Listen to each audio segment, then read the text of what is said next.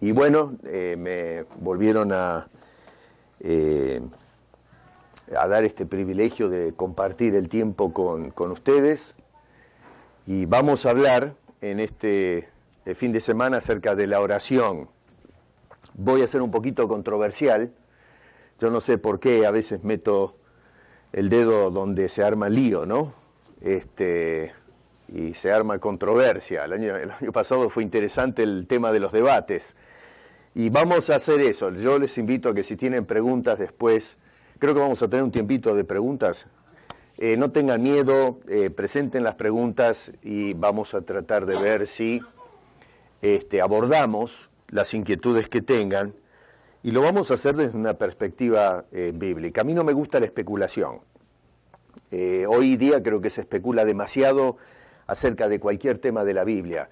Y me llama poderosamente la atención el hecho de que, especialmente en cuanto a la oración, hay muchos problemas dentro de la iglesia, pero el tema de la oración es algo que tenemos que tomarlo muy en serio. Porque, a fin de cuentas, la oración es el punto y tiempo que dedicamos hablando con Dios. Y si no estamos haciendo bien las cosas, va a haber una desconexión entre nosotros y Dios. Voy a hablar acerca de las lenguas en la segunda parte, eso lo vamos a ver después, porque mucha gente, y esto ha crecido mucho en los últimos años, se ha ido enfatizando de que el orar en lenguas nos acerca más a Dios. Y vamos a mostrar con las Escrituras que eso es un disparate, es una barbaridad. Decir que una persona se acerca más a Dios porque habla en una jerigonza es una cosa seria. Ahora, con esto no quiero decir, no voy a atacar a nadie, por ahí alguien acá habla en lenguas, no es un ataque personal, vamos a ir a las Escrituras, ¿no? Vamos a hablar de la guerra espiritual también a través de la oración y vamos a mirar un poquito la oración mal hecha. Así que vamos a mirar todo ese cuadro. Vamos a empezar abriendo la Biblia en Mateo, y vamos a orar también, antes de empezar con esto. Y vuelvo a repetir, después vamos a tener tiempitos de preguntas y respuestas para evacuar algunas inquietudes. Tal vez voy a leer los versículos 6 al 15. Esto es parte del Sermón del Monte, ¿no? Y Jesús en esta porción del capítulo 6 está hablando acerca de tres tópicos muy importantes. Uno de ellos es el tema de la limosna o la ofrenda. Luego habla de la oración y más adelante habla acerca del ayuno. Son tres temas que podríamos dedicar todo un fin de semana hablando de eso, pero bueno, estamos enfocándonos en el tema de la oración.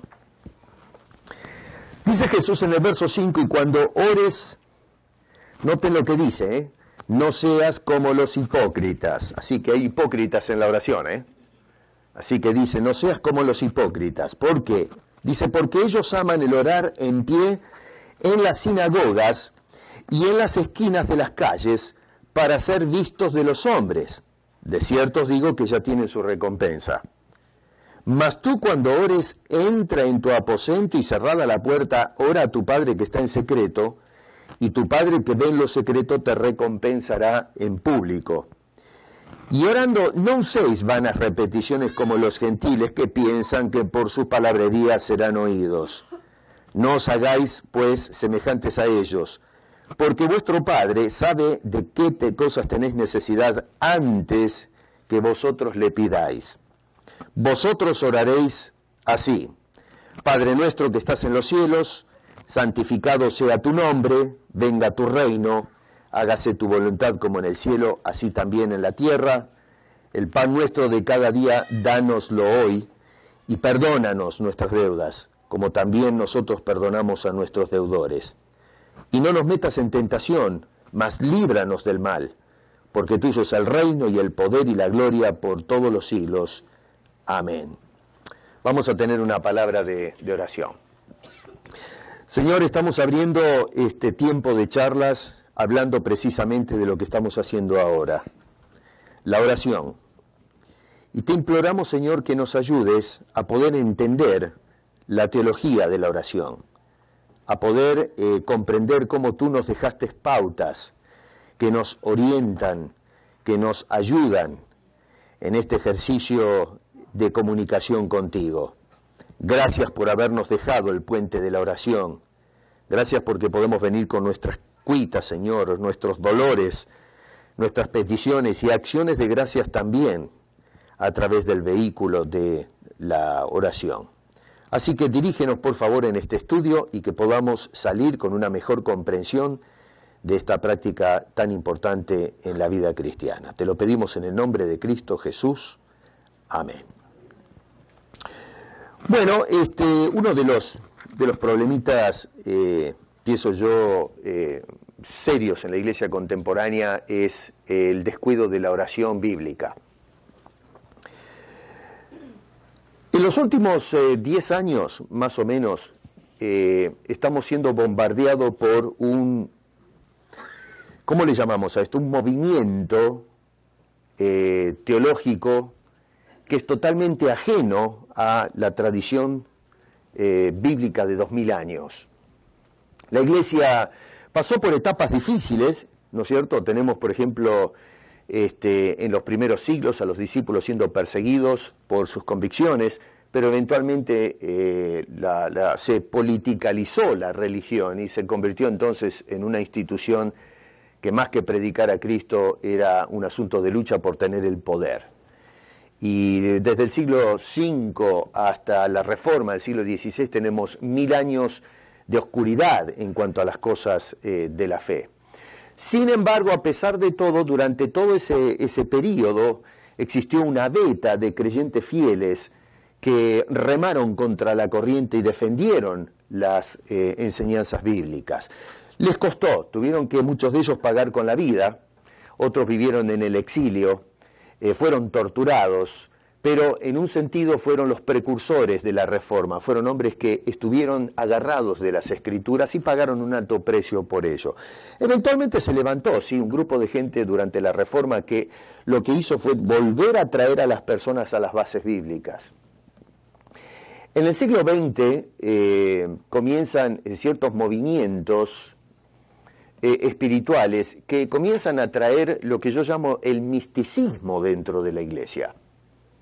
Si ustedes hacen un análisis de cómo la iglesia desde la Reforma, desde el siglo XVI hasta el siglo XX se manejaron doctrinalmente, van a notar un contraste pero extraordinario entre lo que se hizo en esos siglos y lo que está sucediendo en el siglo XX y ahora el siglo XXI donde estamos insertados. Especialmente en los últimos 50 años.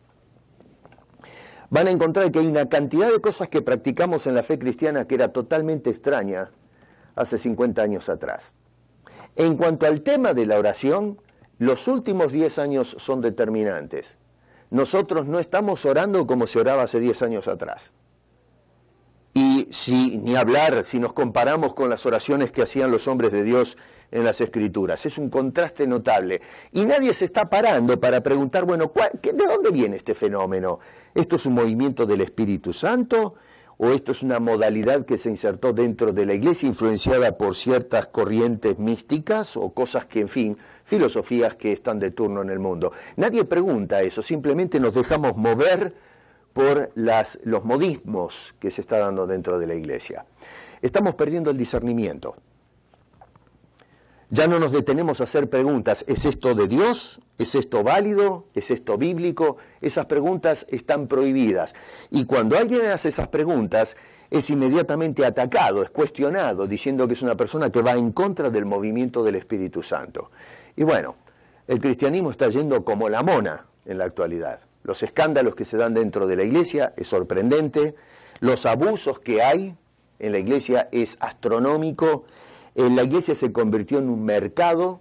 Si Jesucristo viniese ahora en este mundo, yo creo que sonarían más que las cuerdas y se estarían dando vuelta más que la mesa de los cambistas. La iglesia hoy es un comercio de almas y se están enriqueciendo pastores y mucha gente que está en el poder. Y eso, hermanos queridos, yo creo que los responsables primarios de todo ese movimiento somos nosotros, la iglesia.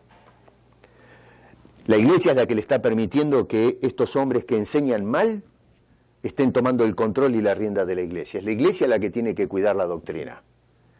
Y bueno, ¿qué les puedo decir, no es cierto? Hoy tenemos este movimiento apostólico profético que es muy nuevo, se levantó en la década del 60, más o menos fue el germen, y empezó a agarrar fuerza por 20 años, y en el año 84, 85 estalló lo que hoy conocemos como el movimiento apostólico. Tenemos pastores que ya no son pastores, son apóstoles.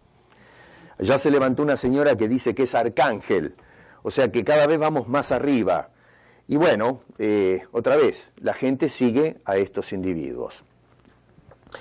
Y yo no sé si han escuchado que se ha puesto de moda el decretar ahora en las oraciones. Yo decreto, yo declaro, yo demando, y se enseña que se debe hacer así. Yo no les voy a hacer, tengo una cantidad de ejemplos que podría leerles, pero de personas que están mandando a los creyentes a decretar sin saber qué quiere decir la palabra decreto, porque no tenemos la menor... Yo seguro que paso un papel y hago un examen y que me describan qué quiere decir decreto, las personas que decretan a Dios y no tienen la menor idea de qué quieren decir con esa palabra. Pero sin embargo, vamos y oramos y decretamos en el nombre de Dios. Yo decreto sanidad, yo decreto prosperidad. Y francamente, bueno, estamos haciendo un serio papelón delante de Dios, admen de una tremenda herejía.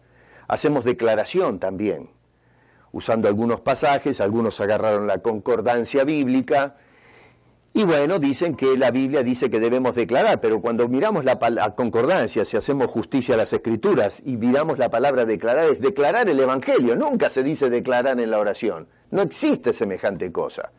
Pero agarramos palabras fuera de contexto y la aplicamos en la oración contemporánea. Entonces, vamos a mirar este tema de la oración desde una perspectiva bíblica y vamos a tener que purgarnos de todas estas costumbres, estos malos hábitos que estamos adquiriendo en la iglesia contemporánea. Después usted sacará sus conclusiones, por supuesto, ¿no? Que si ha de, en fin, agarrar lo que dice la Escritura o seguir con estas modas o modismos que se están dando dentro de la iglesia. Agarren ese pasaje bíblico que acabamos de leer, pero quiero que vayan a Lucas un momentito, porque Lucas va a agregar un detalle a la oración que tenemos acá por parte del Señor Jesucristo. Váyanse rápido a Lucas capítulo 11, por favor. Marquen ahí Mateos, porque vamos a volver. Mateo capítulo 11, verso 2 al 3, está todo el tema el tema de la oración. Lucas. Ahora, tomen nota lo que dice el primer versículo, que es importante. Ya vamos a hablar después en la segunda parte un poco más acerca de Lucas en el libro de Hechos. Pero noten que dice, aconteció que estaba Jesús orando en un lugar. Jesús era un hombre de oración. Estamos hablando del Dios encarnado, pero oraba al Padre. Y cuando terminó, dice, uno de sus discípulos le dijo, Señor, enséñanos a orar, como también Juan enseñó a sus discípulos.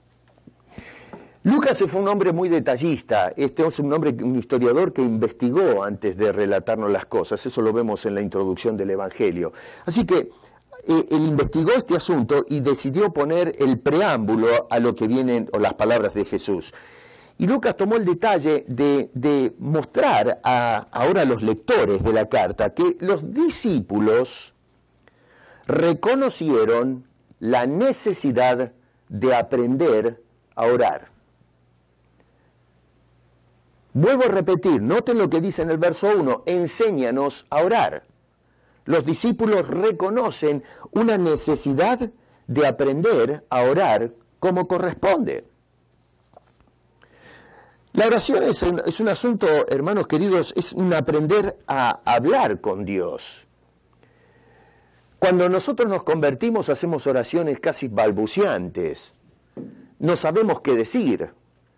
Lo primero que sale es, Señor, te acepto como Señor y Salvador, sálvame. La verdad es que hasta nos da vergüenza, porque entendemos que nos estamos acercando nada más ni nada menos que a Dios y tenemos ese respeto, esa veneración, ese temor cuando hablamos con Dios. Y obviamente no se puede esperar que ese niño en Cristo, ese recién convertido, sea hábil para armar oraciones sofisticadas. Pero como todo niño, nosotros le enseñamos a hablar con el tiempo y esperamos que eventualmente se pueda comunicar con los demás en una forma más propia.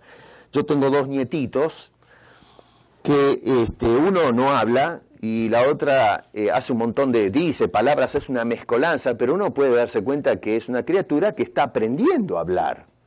No podemos mantener un diálogo profundo ni hablar de cosas abstractas. Ellos lo que hacen es mirar cosas que son tangibles, cosas que son palpables, mencionan los colores, los números. Es una conversación muy precaria, muy superficial, pero esperamos que contando el tiempo va a ir aprendiendo a hablar mejor. Los llevamos al colegio para que aprendan, se entrenen intelectualmente y eventualmente puedan compartir lo que están aprendiendo. Les enseñamos a hablar. Por alguna razón pensamos que en la vida cristiana, si bien es cierto que aceptamos que hay personas que son niños en Cristo y que la Biblia nos dice que debemos madurar, el tema de la oración, sin embargo, lo dejamos a un lado, lo dejamos a un margen. Tenemos que madurar en todo lo que tiene que ver con la vida cristiana, pero el tema de la oración no se toca. Pero tenemos que aprender a orar, tenemos que aprender a hablar con Dios. Los discípulos acá encontraron, no se dice quién fue, pero vieron a Jesús orando. Y a alguien le llamó la atención escuchar el diálogo que Jesús tiene con Dios en su oración. Y entonces este hombre abrió los oídos y dijo, esto es distinto a como oramos nosotros. Y es por eso que alguien se acercó, tuvo el valor de decirle a Jesús, Señor, enséñanos a orar. Y noten qué interesante, porque dice, enséñanos a orar como Juan, el Bautista, en este caso, enseñaba a sus discípulos. Eso quiere decir que, por alguna razón, Juan estimó que debían sus discípulos aprender a conversar con Dios. Ahora, ¿por qué esto es importante? Bueno, porque estamos hablando del pueblo de Israel. Y el pueblo de Israel aprendía a orar desde los mismos comienzos. A todos los chicos en la casa de Israel se les enseñaba a orar desde temprano. Prácticamente bordeaban en lo fanático. Ellos habían agarrado ciertos preceptos del libro de Deuteronomio, donde se decía que se tenían que pintar los dinteles de la puerta con versículos de la Biblia, tenían que a veces llevar unas cajitas con versículos bíblicos, que después, prácticamente fue patrimonio de los fariseos estos en los tiempos de Jesús. Pero el pueblo había sido enseñado a que se saturen de la palabra de Dios. Y es por eso que se les decía que tenían que tener esos versículos encima, que tenían que repetirlo los padres a los hijos en el camino, en casa, levantarse y recitarlos a la mañana, durante el día, por la noche, meditar, estar metidos en la palabra de Dios. Y entre esas cosas se les enseñaba a recitar las oraciones. Algunos aprendían salmos de memoria. Y entonces en la casa o en la sinagoga o en el templo en Jerusalén lo que se hacían era recitar las oraciones, los himnos, las odas que habían escrito los hombres del pasado. Así que el pueblo de Israel era un pueblo de oración. Era un pueblo que aprendía desde chicos cómo hablar con Dios. Por eso en ese contexto llama la atención que Juan tomó nota y lo que hizo fue enseñarle a los discípulos suyos a orar. Y ahora estos hombres que habían crecido aprendiendo a orar en casa, están escuchando cómo Jesús está hablando con Dios el Padre, y están notando que no es lo mismo que le enseñaron, no es la misma forma en que ellos se arrodillaban a orar con Dios. Y por eso le dijeron al Señor, Señor, enséñanos a orar. Y cuando dicen a orar es, enséñanos a orar como tú conversas con Dios. La gente hoy no considera que es importante aprender a orar. ¿Cuántas veces ustedes se sentaron en la oración a decir, Señor, antes de cualquier cosa decir, Señor, yo quiero que en el Espíritu me enseñes a orar? Simplemente oramos. A veces repetimos los modos de oración que aprendemos en la iglesia. Pero ¿cuántas veces le decimos al Señor, como este hombre, Señor, yo quiero que me enseñes a orar? yo quiero crecer en esto también, a elevarme espiritualmente y a orar bíblicamente, a orar según el corazón de Dios. ¿Qué es lo que tú quieres escuchar de mis labios? ¿Qué es lo que quieres escuchar de mi corazón? No simplemente un balbuceo o una repetición mecánica que aprendemos mediante los ritos. Así que este preámbulo es muy importante, porque notamos entonces que hay una necesidad imperante de aprender a orar. Y estoy convencido que en la iglesia contemporánea, con lo que acabo de decirles que está pasando, más que nunca necesitamos volver a la Biblia para aprender qué es la oración y cómo tenemos que orar para que esa oración llegue a la presencia de Dios. Ahora sí, volvamos a Mateo. Punto 1, tenemos que aprender a orar. Y Jesús lo que hace es, entonces, hablarnos acerca de la oración.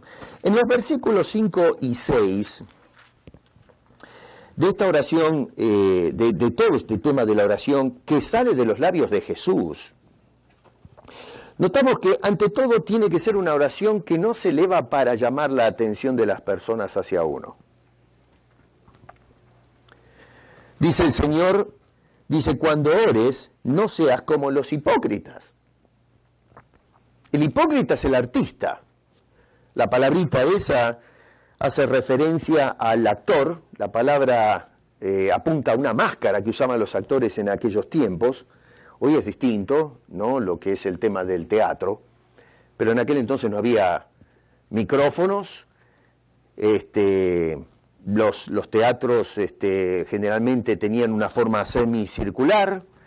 O a veces se hacía en las calles, no necesariamente tenían que ser los propios teatros griegos o romanos, a veces se hacían representaciones en plazas, pero entonces había cierta distancia y los que estaban muy lejos no podían ver con claridad los gestos del actor, y entonces lo que se hacían eran máscaras con gestos exagerados para que la gente que está lejos pueda captar cuál es el personaje que se estaba representando. Eso quiere decir, la máscara se llamaba hupocrités. Y eso, de ahí viene nuestra palabra hipócrita. Es una persona que entonces está viviendo un narcisismo, un personaje que no tiene nada que ver con lo que está debajo de la cámara, mejor dicho, de la máscara. Entonces Jesús, agarrando esa palabra que era popular ya en siglos antes de Cristo, durante todo el periodo clásico, en el periodo griego, está diciendo, no sean artistas cuando estén orando, no se pongan una máscara, no sean hipócritas, no traten de mostrar una cosa que no son cuando están orando. Estas son palabras severísimas por parte de Jesucristo. Porque acá vemos personas, dice allí, no seas como los hipócritas porque ellos aman el orar en pie en las sinagogas, y acá está apuntando a los religiosos recalcitrantes que se metían en las sinagogas o en los templos o en las plazas, y lo que hacían era orar para que la gente opine de ellos que eran hombres piadosos, hombres espirituales, hombres entregados totalmente a Dios, y sin embargo lo que hacían era simplemente poner una fachada, poner una máscara, una sotana, simplemente para atraer la atención de las personas hacia uno. Y me puedo imaginar, ¿no es cierto?, el lenguaje sofisticado, lo mejor que utilizaban para poder traer la atención, algunos con cierto carisma, a lo mejor algunos batían las manos, y vaya a saber qué espectáculo hacían estos señores. En lugar de orar en sus casas o en las sinagogas, se paraban en las esquinas de las plazas, en los lugares donde transitaba la gente. Hoy, trayendo eso para contemporizar, se pararían, diríamos, en medio de un mall, donde la gente transita, la parada del subway, o en la estación central, donde hay mucha gente, y ahí levantaban sus voces para poder ser escuchados de los demás. Jesús dice, no hagan lo que hacen los hipócritas. Y entonces dice el Señor, dice que se paran en la esquina de las calles para ser visto de los hombres, y luego agrega este punto final, de cierto digo que ya tienen su recompensa. En otras palabras, lo que está diciendo es, de Dios no van a recibir un pito, porque lo que estaban buscando no era hablar con Dios. Lo que están buscando es la atención de la gente, el aplauso, el espectáculo. Y entonces la gente ciertamente dice, qué hombre piadoso, qué hombre consagrado, qué oración más hermosa. Y Jesús dice, lo que buscaba ese hombre en su oración ya lo tuvo, ya recibió la recompensa. Así que no espere de Dios nada, porque primero que todo no fue a hablar con Dios, sino que está hablando con el populacho y está trayendo la atención de los demás. Y yo cuando medito en esto, miro en mi interior, miro la iglesia y digo, pero ¿no es eso lo que hacemos en la iglesia contemporánea? ¿No hacemos un espectáculo más bien para que la gente diga que espiritual? ¿Se dio cuenta cómo ora? Sus palabras nos acercan más a Dios y la gente recibe el aplauso. Gente que hoy dice, vuelvo a repetir, lo vamos a mirar después, este hombre habla en un idioma que nadie le comprende porque está en contacto directo con Dios. Y nosotros nos quedamos paspando moscas, ¿no? Diciendo, ¿cómo me gustaría tener ese contacto íntimo que esta persona tiene con Dios? Yo no tengo la altura que tiene esta persona. Bueno, ahí tenemos un serio problema. Jesús dice entonces, verso 6, tú cuando ores no hagas como esa gente. Dice, tú entra en tu aposento y cerrada la puerta, ora a tu Padre que está en secreto, y tu Padre que ve en lo secreto te recompensará en público. Miren qué contraste notable. 1, busca la oración pública. 2, ora para sí mismo, le habla a la gente para lograr el crédito. Y Jesús dice, tú lo que vas a hacer es, no en público, sino en tu corazón, en secreto, encerrado, y vas a hablar no con la gente porque ya no hay nadie, sino que vas a hablar con Dios.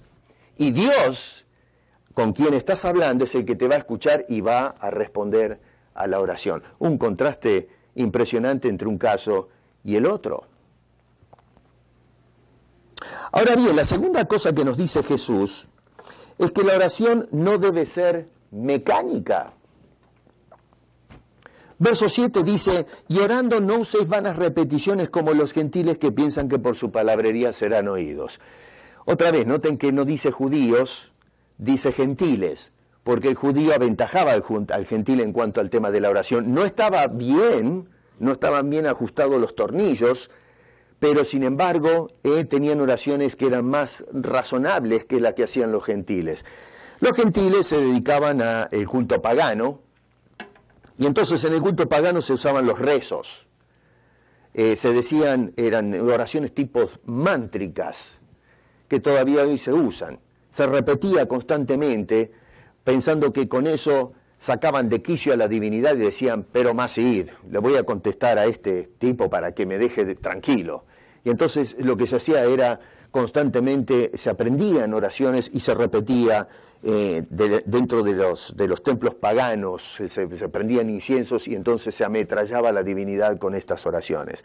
Y Jesús lo que está diciendo es, no solamente es inútil esa oración porque no hay ningún Dios más que el Dios único que hay, sino que el hecho de pensar o de convencerse que nosotros vamos a aburrir a la divinidad y por tanto lo que va a hacer la divinidad es respondernos porque no le queda otra, que vamos a torcerle el brazo a la divinidad, que podemos controlar la divinidad mediante la retórica y la repetición constante. Jesús dice, no pienses que por la repetición que hacen los gentiles vas a ser escuchado por Dios.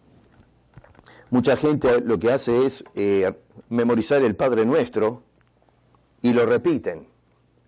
Cuando vamos, yo crecí en el seno católico romano y muchos de ustedes creo que pasaron por lo mismo, ¿no es cierto? Y nos enseñaban a rezar. Y si uno tenía que hacer penitencia, bueno, le daban una cierta dosis de rezos que tenía que recitar para poder purgar las faltas. Varios Padre Nuestros, varias Ave Marías, no sé si alguna vez se cayeron, yo me enojé con la iglesia por esas tonterías, pero le hacían repetir pensando que la mecanicidad de la oración o del rezo de alguna manera podía purgar mi falta, que por cierto es una purga mediante méritos en lugar de implorar la misericordia y la compasión divina. Que nosotros somos los que tenemos que hacer algo para ganar el favor de Dios. Jesús está diciendo, la oración no tiene que ser algo mecánico. Cuando nosotros hacemos una oración mecánica no estamos conversando con Dios. Estamos pensando en lo que he memorizado. no estoy presentando las cosas como Dios quiere escucharlas. Si yo he cometido pecado, yo tengo que confesar mi pecado. Si yo me aprendo una oración mecánica, no estoy confesando absolutamente nada, simplemente estoy recitando. Y lo que Dios quiere es que hagamos un análisis retrospectivo en nuestro corazón, y entonces yo, una vez que encuentro o el Espíritu discierne en mí ciertas fallas, yo voy a Dios y pido perdón a conciencia de lo que estoy haciendo, reconociendo mi falta, implorando el perdón de Dios, dependiendo de su gracia, de su compasión y su misericordia, y lo expreso a través de mi oración. Yo he tenido, y esto lo cuento muchas veces, ¿no? Han venido personas a la iglesia que han sido miembros de la Iglesia Universal. No sé si alguna vez han escuchado ese movimiento que salió de Brasil, y andan por todo el mundo plantando iglesias. Tenemos una ahí en Toronto muy grande, que se llama la Iglesia Universal. Y si ustedes, no sé si alguna vez escucharon a estas personas orar y aún hablar, hablan con acento portugués. Y a veces yo le he preguntado, ¿usted de dónde es? Yo soy de El Salvador. Y yo digo, pero a ver, ¿cómo es esto? ¿Me explica? ¿Vivió alguna vez en Portugal o en Brasil? No. Y pero ¿cómo es que usted lo escucha el acento portugués? Y cuando oran, lo notable es que oran con acento portugués. Digo, pero ¿cómo es esto que usted es de El Salvador o de Perú o de Argentina, que tiene un acento tan fuerte, ¿no? El argentino, que terminemos con acento portugués, que es típico. Y bueno, porque lo que estamos haciendo es pegándonos las costumbres de los otros. Hacemos una oración mecánica. Lo que escuchamos que hace el otro, lo repetimos nosotros. Calcamos los modos, los estilos, y tal está el colmo del ridículo, que imitamos incluso los acentos, las puntuaciones. Se ora con acento portugués. ¿Lo vieron ustedes? ¿Lo escucharon alguna vez eso? Esto no es invento mío. Vayan y hablen con uno de la Iglesia Universal, digan, vení, vamos a orar juntos. Y usted se le van a caer las medias. Hablan con acento portugués. Es una cosa de locos. O sea que lo que dice Jesús en cuanto al mecanicismo de la oración sale por la ventana. Y si alguien dice, mire, escúcheme, no hay que hacer oraciones mecánicas, la gente lo saca corriendo y dice, a mí no me venga con cosas raras. Vuelvo a repetir, en la Iglesia Católica Romana se practica la oración mecánica. Usted se va a una misa y usted va a ver que abren el libro de oraciones, en la Iglesia Anglicana también tienen el manual de oraciones, y entonces lo que hacen es, usted ve al Señor, levanta las manos así o así, y tiene al lacayo, al monaguillo, al lado con el libro de oraciones abierto, y repiten la oración pastoral. Y Jesús, ¿qué dijo? No piensen que por repetir oraciones van a ser escuchados por ello. Verso 8, la oración debe ser sabiendo que Dios está en control, no nosotros. Dice en el verso 8, no os hagáis pues semejantes a ellos, porque vuestro Padre sabe qué cosas tenéis necesidad, incluso antes que vosotros las pidáis. Nosotros no controlamos a Dios en la oración. Dios es el que controla nuestras necesidades. Volvemos al tema este de declarar y de decretar y de mandar a Dios o demandar cosas, que ya lo vamos a mirar en Santiago, la metida de pata que hacemos cuando vamos a pedirle cosas, no lo que necesitamos, sino lo que queremos, el capricho de la oración contemporánea. No estamos más contentos con lo que necesitamos, o Dios dando o proveyendo para nuestras necesidades. Ahora le demandamos a Dios lo que no necesitamos. Nosotros ahora le decimos a Dios, tú me vas a dar lo que yo quiero. Santiago dice, no pienses que por orar en esos términos vas a recibir algo. Entonces, acá lo que nos está diciendo Jesús es que la oración es Dios el que está en control. Él sabe, y noten que dice que Él sabe lo que nosotros necesitamos. Él conoce de qué tenéis necesidad. Y enfatizo esa palabra, necesidad, no caprichos. La oración contemporánea de demanda, de decreto, de declaración es totalmente antibíblica. Esa oración no depende de Dios y de su voluntad, supliendo para nuestras necesidades, sino de nosotros agarrando a Dios por el cuello diciendo, me vas a dar, yo demando, porque tú prometiste. Así que obligamos moralmente a Dios a nuestros caprichos, obligamos a Dios a hacer algo. Y otra vez, esa no es una oración bíblica, eso es un sacrilegio, eso es algo totalmente profano.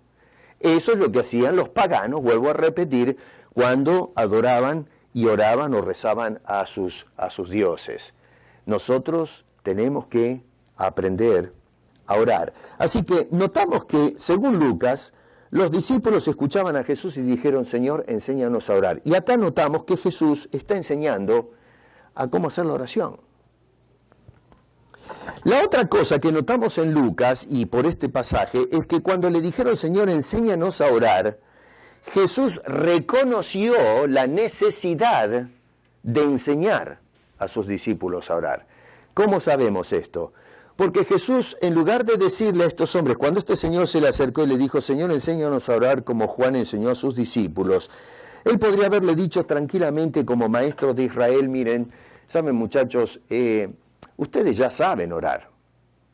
Ustedes crecieron en hogares judíos y ustedes ven que en las sinagogas y en el templo se ora, sigan haciendo lo que están haciendo.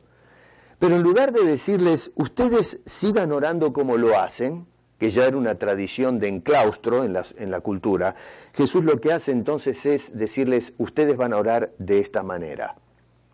Así que notamos en las palabras de Jesús y en la actitud de Jesús que vio ciertamente una necesidad de enseñar a sus discípulos a orar. Hermano querido, ¿por qué nosotros nos resistimos a querer aprender a orar bíblicamente?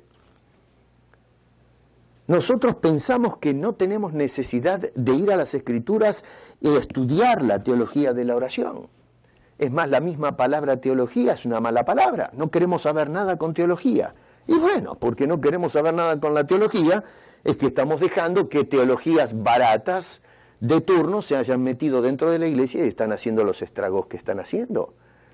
La teología no es una mala palabra. La teología es dogma. La Biblia le llama a la teología doctrina. Y la Biblia todo el libro es un libro de doctrina.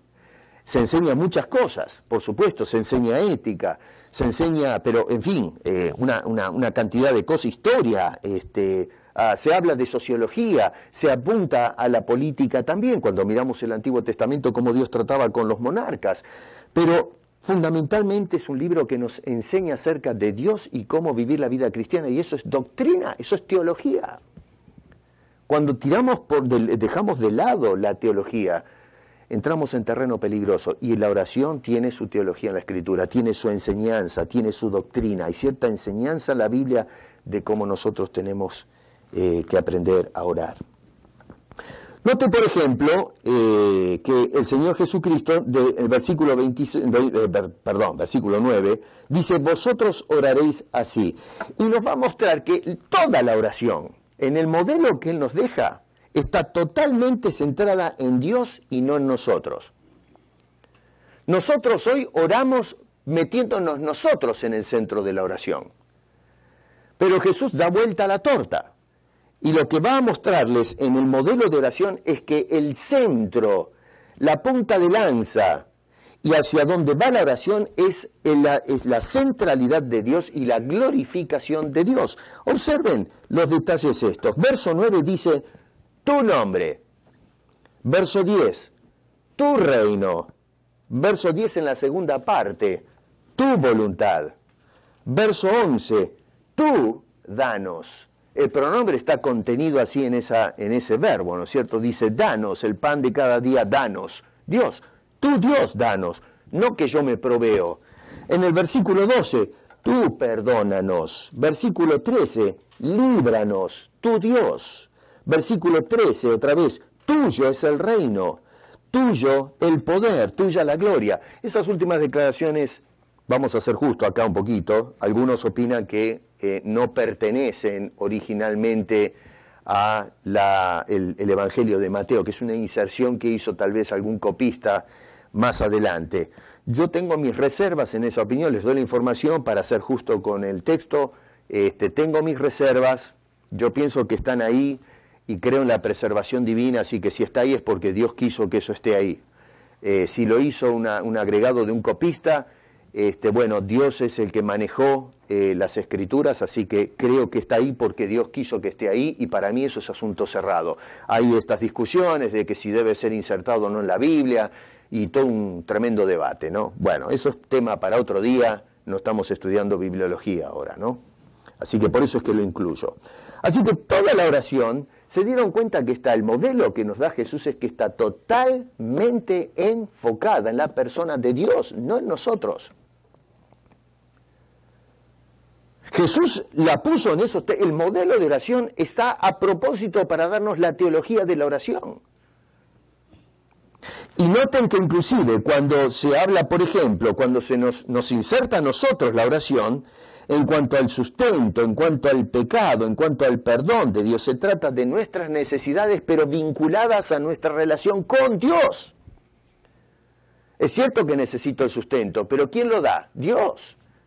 Por lo tanto, le pido a Dios, dame el pan. Tú dame el pan. Se dan cuenta que no soy yo el centro, sino Dios proveyendo por su gracia a este individuo, a esta criatura. Así que Jesús deliberadamente está cambiando esa temática de la oración. El judío pensaba, se justificaba a sí mismo. ¿Se acuerdan de aquel publicano y aquel fariseo que estaban uno estaba fuera del templo, el otro estaba metido adentro en el recinto, y el fariseo oraba, dice que con Lucas 13, donde decía, o 18, no me acuerdo ahora el capítulo, y este hombre dice, Señor, te doy gracias porque soy la mamá de Tarzán. Yo soy un fenómeno, doy los diezmos, me porto bien, soy un pedazo de cristiano, ¿no? Este señor. No lo empataba a nadie. Y tal es así el descaro del hombre que estaba metido allá dentro del santuario donde no tenía que entrar nadie y decía, Señor, pero mirá, dame un aplauso, a ver el coro del cielo. Y no estaba hablando con Dios, lo que estaba hablando era con un espejo y se miraba a sí mismo y se daba besos en la cara. Era un hombre que, la verdad, era un caso serio, un descarado. El otro señor estaba afuera, el publicano, el pecador, el miserable, que el fariseo inclusive lo insultaba porque decía, Señor, mira, soy tan bueno que gracias que no soy como aquel pedazo de criminal, de sinvergüenza que está afuera y que ni siquiera tiene el derecho de dar un paso adentro en el umbral. El otro no, el otro se golpeaba el pecho y decía, Señor, yo no soy digno de ti. Yo no puedo entrar donde está el fariseo. Probablemente él miraba al fariseo y decía, aquel hombre es más pío que yo. Yo no puedo pararme del lado de ese señor a orar porque ese hombre es más santo que yo. Y Dios lo está mirando desde arriba y Él está haciendo los cómputos y diciendo, no, este no es más santo, tú eres más correcto que aquel señor que se cree piadoso y santo. Y lo descalificó por completo. Jesús tira la pregunta, ¿quién creen ustedes que quedó justificado? Y la respuesta es obvia, ¿no? El hombre que puso a Dios en el medio. El otro señor, el religioso, que daba la ofrenda y que ciertamente iba al templo y oraba y toda la cosa, era un hombre que se ponía en el centro del cosmos. Dios no era el centro de la oración, Él era el centro de la oración. Él era el campeón, Él era su propio héroe, un hombre egocéntrico, un hipócrita. ¿Se dan cuenta? Así que notamos entonces que nosotros cuando vamos pidiendo a Dios, tenemos la centralidad de Dios en ese asunto que vamos a encarar. Ahora, noten ustedes que no existe en este modelo de oración que nos dio Jesús, no cualquier otro hombre, sino el Dios encarnado, usted no encuentra ni siquiera una sola insinuación de decretos y declaraciones. ¿Se dio cuenta de eso? En ningún momento vemos a Jesús insinuando que por allí adentro tenemos que demandarle a Dios. Toda la oración es, por favor, ten compasión de mí, si tuviésemos que parafrasear. No vemos que el hombre está tratando de decir, yo tengo o he ganado méritos para que tú, Dios, ahora proveas a mis necesidades. Toda la oración es un acto de tirarse o arrojarse a la compasión divina. Señor, por favor, dame estas cosas que necesito. Este asunto de demandarle a Dios, ¿de dónde lo sacamos eso? Esa no es la forma en que nos enseñó a orar Jesucristo. Y estamos orando de esa manera en estos días sencillamente porque no estamos escuchando a Jesús que nos enseñó a orar. Y nos sigue enseñando a orar cuando volvemos vez tras vez a las Santas Escrituras. La oración es una súplica a la total dependencia de Dios. Noten ustedes en el versículo 11 que habla de dependencia en su providencia. Dice, el pan nuestro de cada día, dánoslo hoy. La providencia es aquel acto generoso de Dios dando, proveyendo a la criatura lo que necesita para subsistir. Cuando Dios creó al hombre en el huerto del Edén, dice que primero preparó el nicho ecológico y entonces puso al hombre dentro. ¿Por qué hizo Dios esto? ¿Por qué creó todas las cosas y no puso al hombre en cualquier lugar y después preparó el Edén? Porque el hombre necesitaba ese nicho ecológico donde subsistir. No se nos dice cómo era el mundo fuera del huerto del Edén. Sin duda que era hermoso, pero Edén era un mundo especial, un mundo aparte. Y creo yo que una de las razones por qué Edén era distinto a lo demás es porque en ese nicho ecológico el hombre y Dios tenían perfecta comunión el uno con el otro. No quiere decir que no la tendría si estaba fuera del Edén, pero se está mostrando en ese lugar cuán hermosa es la armonía cuando Dios y el hombre comparten un tiempo juntos. No necesitan mucho suelo, necesitan un lugar aunque sea pequeño, pero teniendo a Dios en el centro, teniendo comunión con Dios. Cuando el hombre desafió ese estatus, es que vino el desastre, ¿no es cierto? La serpiente sugirió una